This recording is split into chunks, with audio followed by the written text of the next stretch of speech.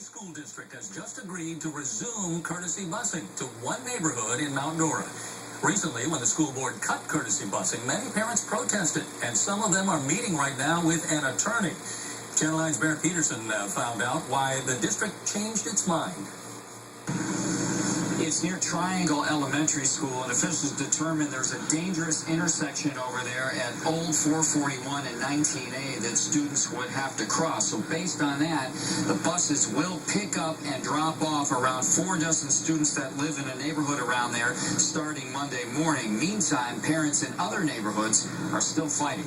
Cypress Cove is a tiny neighborhood just outside Leesburg. The nearest elementary school is 2 miles down the road. It's unfair to the kids, really it is, because my kids are 5 and 7.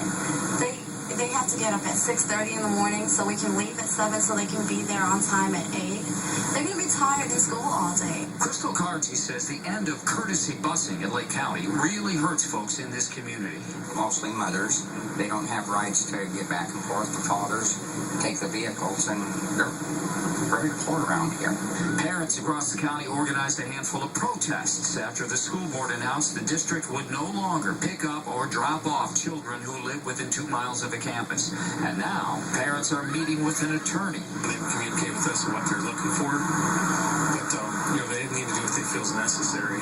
School board spokesman Chris Patton says the district is reviewing specific complaints about dangerous crossings along the routes to the schools. But now there's a push to organize all the parents who are upset about this. I definitely hope so, and if that doesn't work, I think maybe some of the parents ought to consider homeschooling. Parents are meeting right now here in Tavares, and they're planning another round of protests for Monday for the school board meeting.